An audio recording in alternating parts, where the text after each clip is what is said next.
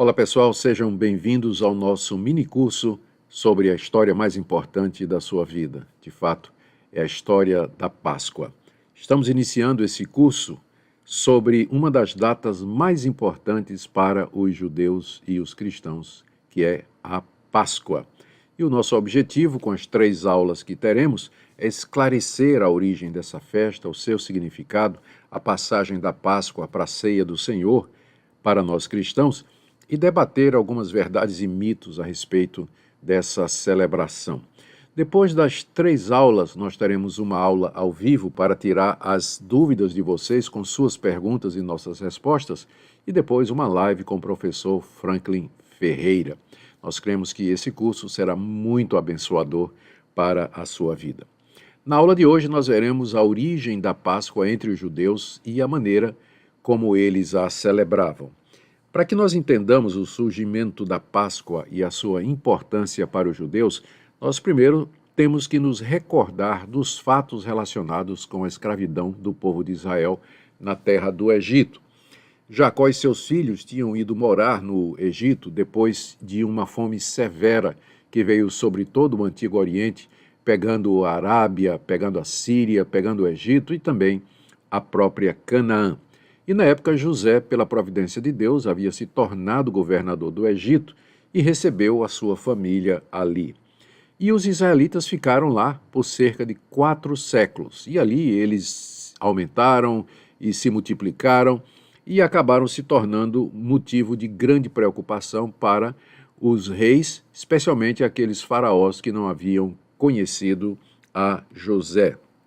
E aí, durante 400 anos mais ou menos, eles foram maltratados e escravizados na terra do Egito, pelo faraó, fora da terra prometida por Deus a Abraão, Isaque e Jacó, a terra de Canaã. É então que Deus envia Moisés para libertá-los. E Moisés, pela direção de Deus, juntamente com seu irmão Arão, chegam no Egito e falam em nome de Deus, dizendo: deixa o meu povo ir. Mas Faraó, como nós conhecemos bem a história, endurece o seu coração repetidas vezes e não permite que o povo de Israel saia livre da escravidão. Isso deu ensejo a que Moisés trouxesse 10 pragas terríveis sobre a terra do Egito, que devastou a terra, a colheita, os animais e o próprio povo. E a última praga era a mais terrível de todas, a morte dos primogênitos dos homens e dos animais, com exceção dos primogênitos dos israelitas. E é aqui nesse contexto que ocorre a instituição da Páscoa. Para que os israelitas não fossem mortos pelo anjo que passaria pelo Egito para sacrificar os primeiros filhos, os israelitas teriam de celebrar a Páscoa de acordo com as instruções de Moisés. A palavra Páscoa, em hebraico, Pessar, e em grego, Pascha, é de onde vem a nossa palavra em português, Páscoa. O verbo significa passar, e é baseado lá no livro de Êxodo, capítulo 12, de 12 a 13, quando Deus disse a Moisés a respeito da 10ª praga: naquela noite passarei pela terra do Egito, e matarei na terra do Egito todos os primogênitos, tanto das pessoas como dos animais, e executarei juízo sobre todos os deuses do Egito. Eu sou o Senhor. O sangue será um sinal para indicar as casas em que vocês se encontram. Quando eu vir o sangue, passarei, em hebraico, passar, por vocês, e não haverá entre vocês praga destruidora quando eu ferir a terra do Egito. A palavra Páscoa, então, está relacionada a essa passagem de Deus pelas casas ao ver o sangue na porta da casa dos israelitas. Passaria por elas sem entrar para matar os primogênitos. Moisés deu, então, as seguintes instruções aos israelitas, não somente para a celebração imediata da Páscoa naquela noite da saída do cativeiro, mas também para as celebrações futuras por todas as gerações. Nós encontramos essas orientações em Êxodo e no restante do Pentateuco, especialmente no livro de Números. Bom, em resumo, as orientações que Moisés deu para os israelitas quanto à celebração da Páscoa naquela noite foram essas.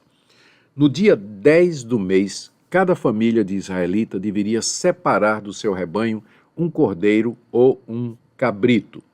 Ele teria que ser sem defeito e macho e de 1 ano. Depois, 4 dias depois, no dia 14 do mês de Abib, que se tornou o primeiro mês do calendário hebraico por conta disso, no dia 14, no finalzinho do dia, à tardinha, eles deveriam imolar o cordeiro e derramar o seu sangue. Parte do seu sangue seria passada nos umbrais e na verga da porta das suas casas pelo lado de fora. E então eles assariam aquele cordeiro ou cabrito no fogo.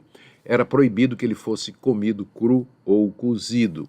Então a família se reunia para comer o cordeiro assado, junto com pão sem fermento, também chamado pão da aflição, e com ervas amargas. E eles deveriam comer o cordeiro todo e queimar o que sobrasse no dia seguinte.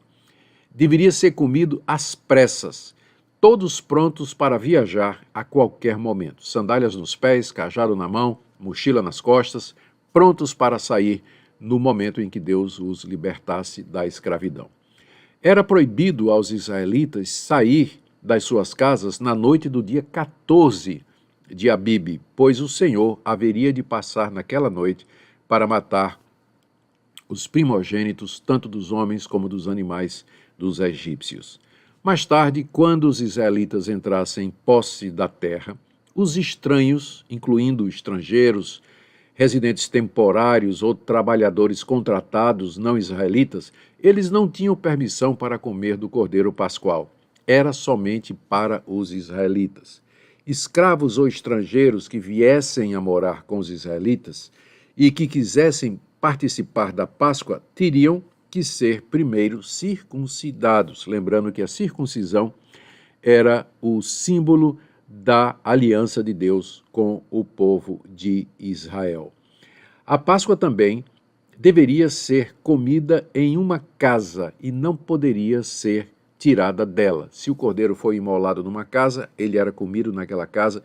Você não podia matar o cordeiro numa casa e levar a carne para ser comida em outra casa. E outra recomendação, e essa muito querida para nós, é que nenhum osso do cordeiro sacrificado deveria ser quebrado. É importante aqui notar que durante as explicações que Moisés oferece em Êxodo capítulo 12 e 13 a respeito da Páscoa e dos pães asmos, ele fala também da dedicação dos primogênitos homens. Presta atenção aqui. Eu vou ler aqui Êxodo capítulo 13, verso 1. Lá Deus disse a Moisés: me consagre todo primogênito, todo o primeiro que sair do ventre de sua mãe entre os israelitas, tanto de homens como de animais, é meu. A razão para essa dedicação dos primogênitos a Deus é evidente. Deus havia poupado os primogênitos dos israelitas naquela noite de 14 de Abib, mediante o sangue do cordeiro que foi derramado e manchado nas portas, nos umbrais das portas. Agora, aqueles primogênitos que escaparam, foram poupados, eles pertenciam ao Senhor. E não somente aqueles que saíram livres naquela noite lá do Egito, mas todos os primogênitos dos judeus daquele dia em diante pertenciam ao Senhor. Isso valia não somente para homens, mas também para animais. Todo primogênito, quer de homem, quer de animal, deveria ser consagrado ao Senhor. Isso quer dizer que todos os filhotes machos que nasciam primeiro, eles deveriam ser mortos, a não ser que eles fossem resgatados por um cordeiro. Por exemplo, o primogênito de um jumento ou de um camelo, ele poderia ser resgatado por um cordeiro que era sacrificado.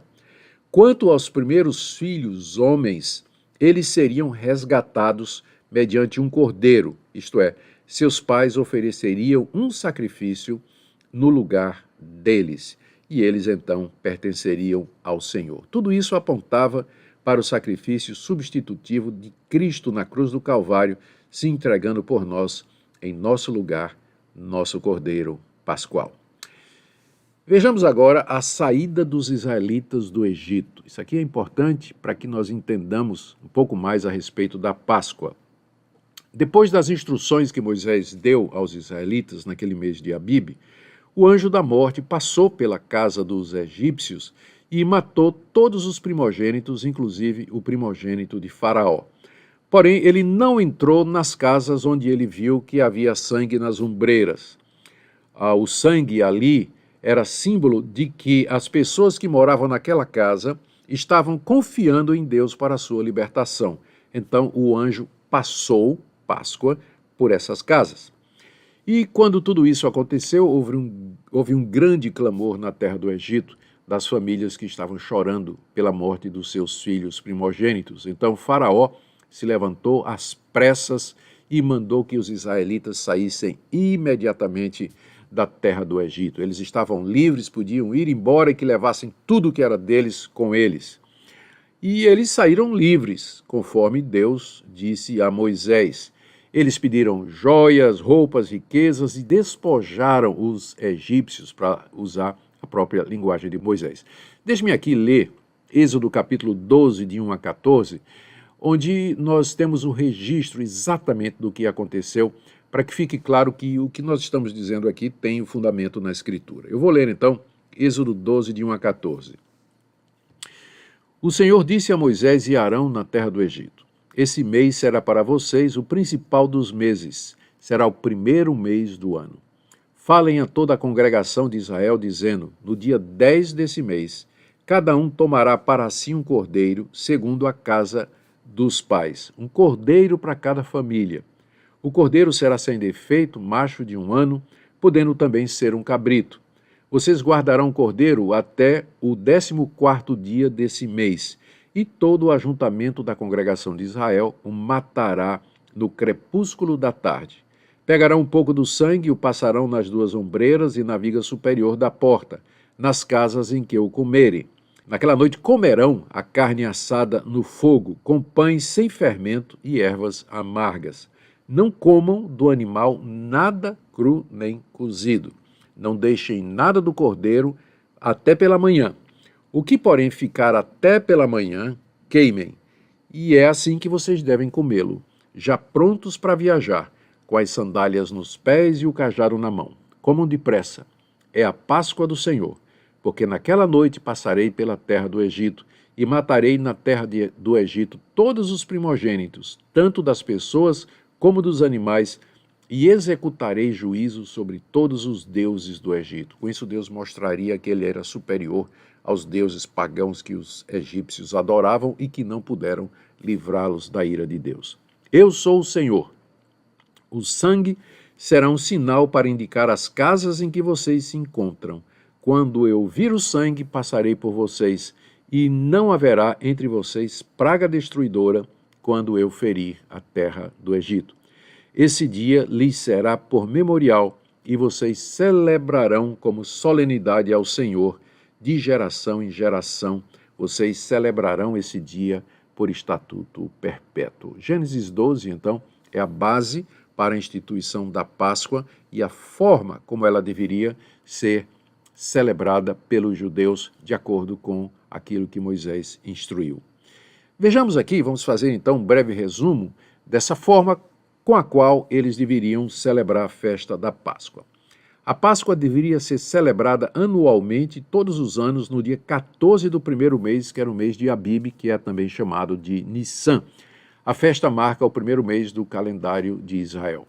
Uma nota importante aqui, o calendário de Israel, ele é um calendário lunar, e é usado pelos judeus em todo o mundo. Isso explica a diferença entre o calendário hebraico e o calendário ocidental que nós usamos. O calendário hebraico é baseado nos ciclos da lua e cada mês começa com a nova lua. O calendário hebraico tem 12 meses, com um mês extra adicionado 7 vezes em cada ciclo de 19 anos para sincronizar o calendário lunar com o calendário solar. Parece bem complicado, não é? Cada mês do calendário hebraico tem entre 29 a 30 dias, dependendo do ciclo lunar. Por isso que a Páscoa não tem uma data fixa. Não é? Estou dando essas informações para explicar por quê. porque ela é baseada no calendário hebraico que varia todo ano, não tem uma data fixa. O primeiro mês do ano hebraico, quando a Páscoa é celebrada, geralmente ocorre numa data nos meses de março ou abril, variando de ano para ano. Muito bem. Depois de terem entrado e se apossado da terra de Canaã, a Páscoa não seria mais realizada nas casas, mas no local que Deus haveria de determinar para os judeus. E os israelitas deveriam ir a esse local designado por Deus quando entrassem na terra prometida e ali sacrificar o cordeiro pascal juntamente com a sua família, amigos e vizinhos. E seria proibido celebrar a Páscoa em outro local, somente naquele local que seria indicado por Deus. E mais tarde Deus indicou que era na cidade de Jerusalém, no templo, primeiro no tabernáculo e depois no templo que foi erigido por Salomão. A Páscoa, então, deveria ser celebrada depois de uma semana em que os israelitas comeriam somente pão asmo, sem fermento, e ervas amargas. O objetivo dessa festa dos pães asmos era lembrar a dura e amarga servidão em que os israelitas viveram por 450 anos e como Deus os livrou mediante o sangue de um cordeiro puro e sem defeito. Tudo isso, queridos, apontava para a pecaminosidade da raça humana e para o Messias, o Cordeiro de Deus, que tira o pecado do mundo. Agora, aqui. Depois que o povo saiu do Egito, isso aqui é muito importante, depois que o povo saiu do Egito e perambulou pelo deserto, o povo celebrou a Páscoa somente uma vez, que foi na base do Monte Sinai. Um ano depois deles terem saído, celebraram uma vez ali no pé do Monte Sinai, conforme as orientações de Moisés. Moisés tinha feito um acréscimo às instruções sobre a Páscoa, que é chamada de a segunda Páscoa. Como haveria a possibilidade de haver pessoas que não chegariam em tempo para a celebração da Páscoa, marcada para o dia 14 do mês de Abib todo ano, então Moisés permitiu uma segunda Páscoa um mês depois, no dia 14 do mês seguinte ao mês de Abib. E essa concessão era somente para aqueles que não puderam chegar em tempo ou que haviam se tornado impuros por ter tocado em algum animal, sangue, fluxo de sangue ou qualquer coisa dessa natureza. Isso aqui é muito interessante e você pode depois ver os detalhes em Números capítulo 9, de 6 a 12. Vejamos agora as celebrações posteriores da Páscoa, depois que Moisés tirou os judeus da terra do Egito. Como eu disse, quando eles saíram do Egito, eles celebraram a Páscoa somente uma vez no deserto do Sinai. Isso foi um ano depois do Êxodo, não é? Um ano depois. Depois eles não entraram na terra prometida por conta da incredulidade, passaram 40 anos zanzando pelo deserto, como a gente diz, né? Peregrinando. E durante esses 40 anos, eles nem se circuncidaram, que era o sinal da aliança de Deus entre Deus e Israel, e nem celebraram a Páscoa, que é também um dos sinais da aliança. Eles desobedeceram a Deus completamente. E aí, depois da morte de Moisés, Deus levanta Josué, que conduz o povo para a terra prometida. Agora eles estão acampados em Gilgal, do lado de cá do rio Jordão, prestes a atravessar o rio para conquistar a terra. Deus então manda que Moisés circuncide todos os israelitas, aquela geração que não foi circuncidada durante os 40 anos no deserto, para que então celebrassem a Páscoa. E Josué fez exatamente isso, né? Circuncidou todos os homens e celebraram a Páscoa do Senhor pela segunda vez depois que saíram do Egito. Primeira vez no pé do Sinai com Moisés, segunda vez no pé da terra prometida, no pé do rio Jordão, através de Josué. Mais tarde, já estabelecidos na terra de Canaã, a Páscoa não era celebrada com regularidade. Nós não temos notícia da celebração da Páscoa no tempo dos juízes. No tempo dos reis, os reis ímpios, eles não celebravam a Páscoa.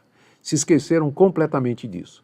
Nós só temos notícia de 2 Páscoas celebradas por reis piedosos, a Páscoa de Josias e a Páscoa de Ezequias.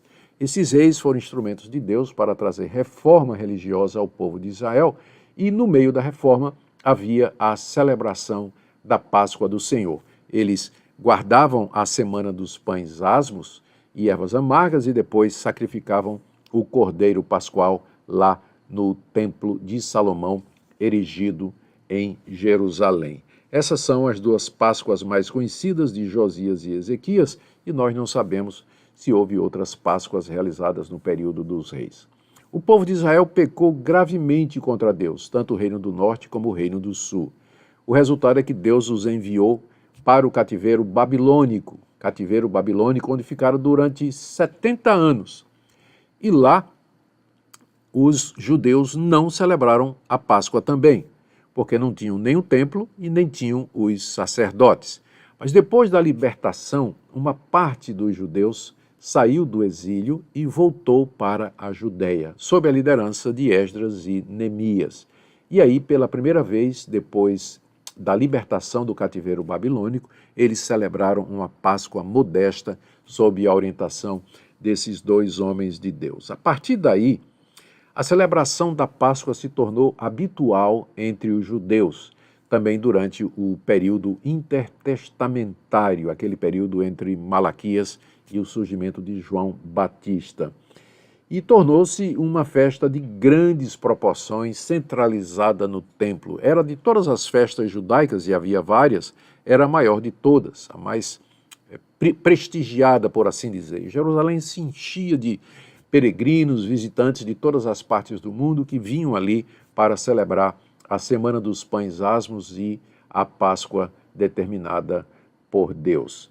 E os sacerdotes eram encarregados de trazer ou de oferecer os animais para o sacrifício durante a Páscoa. Só uma curiosidade, Moisés permitia que pessoas que vinham de longe para celebrar a Páscoa comprassem o cordeiro ali em Jerusalém, porque era muito difícil, né, você trazer um cordeiro quilômetros e quilômetros, dias e dias de viagem até Jerusalém. Era mais prático você trazer o dinheiro e você comprava o cordeiro em Jerusalém. Então isso era permitido.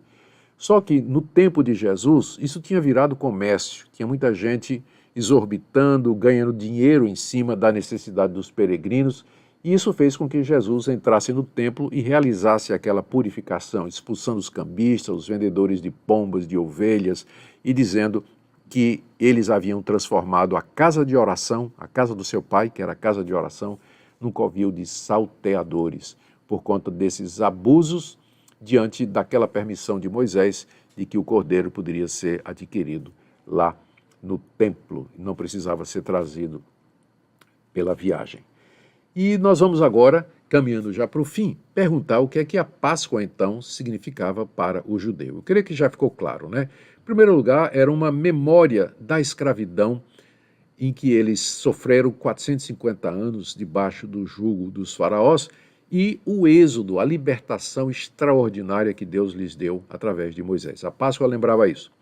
Também a Páscoa apontava para o sangue do Cordeiro Pascal, através do qual eles foram libertos da destruição.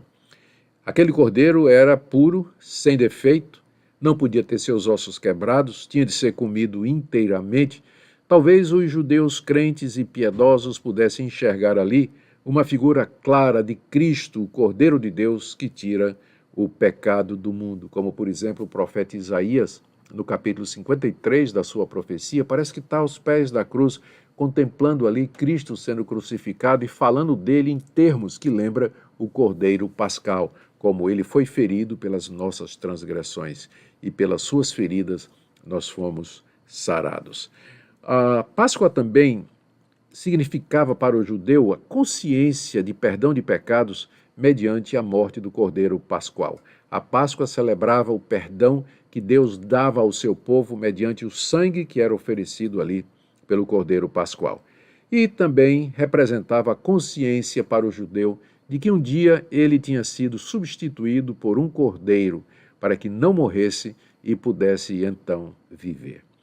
E terminando, o que é que podemos aplicar para nós? Eu tenho 4 aplicações aqui, bem rápidas para nós, desse estudo no Antigo Testamento. E a primeira aplicação é exatamente essa: a importância do Antigo Testamento para nós entendermos o Novo. Eu sei que tem muitos crentes que não gostam do Antigo Testamento por conta das suas histórias, às vezes algumas histórias complicadas, não é?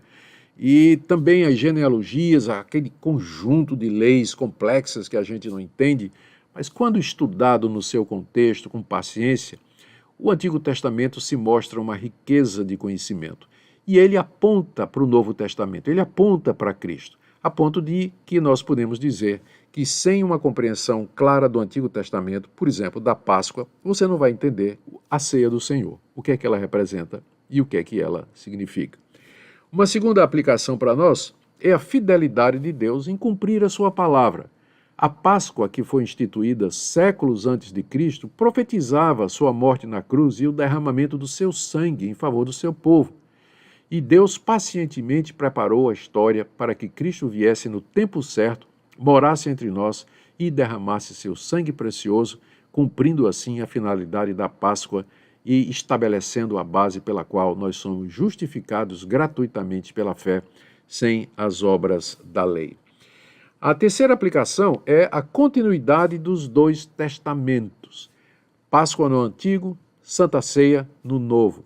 Ambas dizem a mesma coisa, apontam para a mesma realidade. É o mesmo Deus e é o mesmo caminho de salvação. Os judeus da antiga aliança eram salvos pela fé no Messias que haveria de vir e que estava prefigurado no Cordeiro Pascual. E nós somos salvos pela fé no Messias que já veio e que cumpriu as profecias que estão ali na figura do Cordeiro Pascual. E por último, o amor, a misericórdia e sabedoria de Deus em preparar o caminho de Cristo através da história, para que na plenitude dos tempos ele viesse e se tornasse um de nós e na cruz do Calvário derramasse seu sangue para nossa justificação. Espero que essa aula tenha sido esclarecedora, que tenha sido uma bênção para você. Na próxima aula, nós veremos a transição da Páscoa para a ceia do Senhor. Nos vemos lá. Um grande abraço.